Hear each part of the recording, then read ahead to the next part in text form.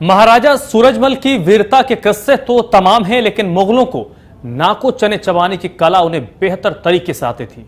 अपने दुश्मनों को उन्होंने इतना खौफ भर दिया था कि वो उनके नाम से कांपते थे। महाराजा सूरजमल की वीरता ही थी कि उन्होंने अपने दौर में अपनी रियासत का राजस्थान और दिल्ली और पूरे उत्तर में विस्तार किया।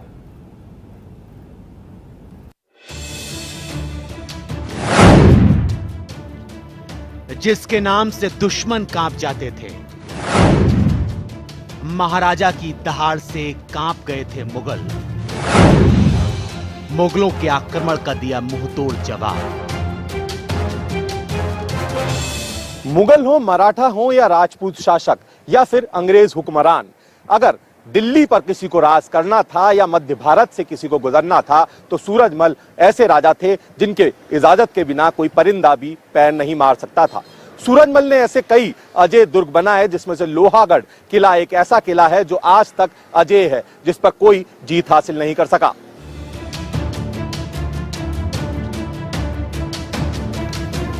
एक वक्त था जब महाराजा सूरजमल की पूरे राजस्थान समेत आधे उत्तर प्रदेश और दिल्ली तक दहाड़ गूंजती थी। क्या मराठे, क्या मुगल और क्या राजपूत, इन सब में महाराजा सूरजमल सबसे ज्यादा बलशाली सिद्ध हुए। राजा सूरजमल का जयसिंह रियासत के महाराजा जयसिंह से लगाव था, अच्छा रिश्ता भी था। जयसिंह की मृत्यु के बाद उनके बेटों ईश्वरीय सिंह और माधव सिंह में रियासत के वारिस बनने के लिए झगड़ा शुरू हो गया। सूरजमल चाहते थे कि महाराजा जयसिंह की रियासत को उनके बड़े बेटे ईश्वरीय सिंह संभालें, लेकिन उदयपुर रियासत के महाराणा जगत सिंह जयसिंह के छोटे बेटे माधव सिंह को राजा बनाने के पक्ष में थे। यह मतभेद धीरे धीरे इतना बढ़ गया कि जंग के हालात बन गए और देखते ही देखते गद्दी को लेकर लड़ाई शुरू हो गई। मार्च 1747 में हुए संघर्ष में ईश्वरीय सिंह की जीत हुई, लेकिन ईश्वरीय सिंह जीत का जश्न मना भी नहीं पाए थे कि उनके छोटे भाई माधव सिंह मराठों, राठौड़ों और उदयपुर के सिसोदिया राजाओं के साथ मिलकर वापस रणभूमि में आ गए। यह वो वक्त था जब ईश्वरीय सिंह को अपनी हार तय नजर आ रही थी, लेकिन ऐसे वक्त में महाराजा जयसिंह के खास और ईश्वरीय सिंह को गद्दी पर देखने की चाह रखने वाले महाराजा सूरजमल अपने 10,000 सैनिकों को लेकर रणभूमि में ईश्वरीय सिंह का साथ देने के लिए कूद पड़े। घनघोर जंग हुई, दोनों तरफ से लाशें गिरी, लेकिन जंग में जीत हुई ईश्वरीय सिंह की, क्योंकि उनके साथ महाराणा सूरजमल का बाहुबल था। इस विजय के बाद ईश्वरीय सिंह को जयपुर का राजपाट मिल गया, लेकिन इस जीत ने महाराजा सूरजमल की ख्याति को दिन दूना रात चौगुना बढ़ाया,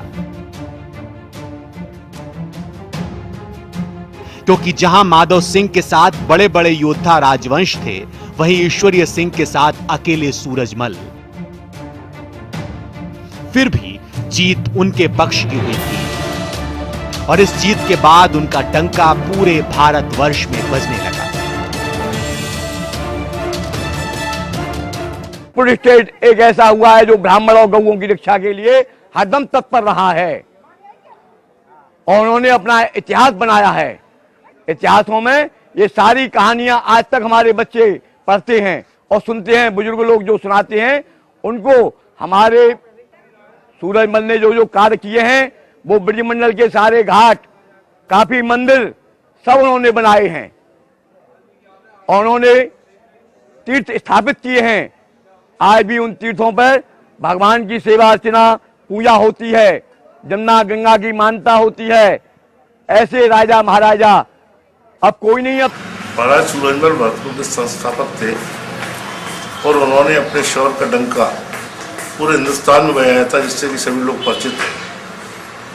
भरतपुर स्टेट एक ऐसी स्टेट रही थी कि जिसको आज तक कोई भी नहीं जीत पाया।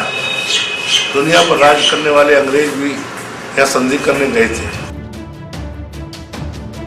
महाराजा सूरजमल न सिर्फ अच्छे योद्धा थे बल्कि वो वास्तु के भी अच्छे जानकार थे और इसकी बानगी देखने को मिलती है अभेद्य लोहागढ़ किले में, जिसका निर्माण उन्होंने करवाया था और जिसे अंग्रेज 13 बार आक्रमण करके भी भेद नहीं पाए। मिट्टी से बने इस किले की दीवारें इतनी मोटी बनाई गई थी कि तोप के मोटे मोटे गोले भी इन्हें कभी पार नहीं कर पाते थे। ये देश का इकलौता ऐसा दुर्ग था जो हमेशा अभेद्य रहा। जब महाराजा सूरजमल का राज था तब उनके रुतबे की वजह से जाट शक्ति अपने चरम पर थी। महाराजा सूरजमल ने भरतपुर रियासत की नींव रखी।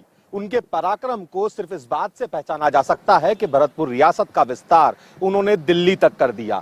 भरतपुर रियासत की सीमाएं इधर आगरा को चूमती थीं तो उधर दिल्ली तक दहाड़ती थीं और महाराजा सूरजमल ने उस रियासत को इतनी बड़ी रियासत बना दिया कि अन्य देश की रियासतों से उसने खूब लोहा लिया। सूरजमल से मुगलों और मराठों ने कई मौकों पर सामरिक मदद ली। आगे चलकर किसी बात को लेकर मनमुटाव होने की वजह से सूरजमल के ताल्लुक मराठा सरदार सदाशिव भाऊ से बिगड़ गए।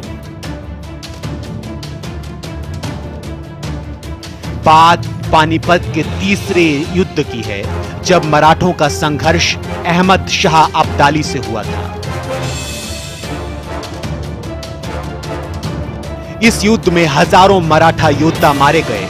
मराठों के पास रसद सामग्री भी खत्म हो चुकी थी। उस वक्त कहते हैं कि अगर मराठों के ताल्लुक सूरजमल से खराब न हुए होते तो इस युद्ध में उनकी हालत ये न होती। लेकिन बावजूद इसके उस वक्त का एक किस्सा मशहूर है। कहते हैं कि महाराजा सूरजमल ने अपनी उदारता का परिचय देते हुए घायल मराठा सैनिकों के लिए चिकित्सा और खाने पीने का इंतजाम किया था। कहते हैं जब महाराजा सूरजमल का शासन शबाब पर अपने चरम पर था तब भरतपुर रियासत का विस्तार धौलपुर, आगरा, मैनपुरी, अलीगढ़, हाथरस, इटावा, मेरठ, रोहतक, मेवात, रेवाड़ी, गुड़गांव और मथुरा तक पहुंच गया था। जिन्होंने आगरा व दिल्ली की नाक के नीचे भरतपुर में एक अलग व स्वतंत्र रियासत की स्थापना की, उन्होंने उसका विस्तार भरतपुर से लेकर धौलपुर, अलीगढ़, एटा, मैनपुरी, सिकोहाबाद, अलीगढ़, बुलंदशहर, मेरठ, सहारनपुर, रोहतक, बहादुरगढ़, अलवर, रेवाड़ी, गुड़गांवा व निमराना और मेवात के अधिकतर क्षेत्र पर कब्जा कर लिया था। हर महान योद्धा की तरह महाराजा सूरजमल को भी वीर गति का सुख समर भूमि में मिला। 25 दिसंबर 1763 को नवाब नजीबुद्दौला के साथ हिंडन नदी के तट पर हुई जंग में महाराजा सूरजमल वीर गति को प्राप्त हुए। सूरजमल फाउंडेशन सन 2006 से महाराजा सूरजमल जी की जीवनी और उनकी शिक्षाओं के उद्देश्य को लेकर पूरे देश में विभिन्न समाजों में गया है और महाराजा सूरजमल जी का डाक टिकट भी महाराजा सूरजमल फाउंडेशन के प्रयासों से जारी हुआ था। लेकिन वो अपने पीछे जो शौर्य गाथा छोड़ गए हैं, आज भी जाट समुदाय उस शौर्य गाथा को याद करके गौरवान्वित महसूस करता है।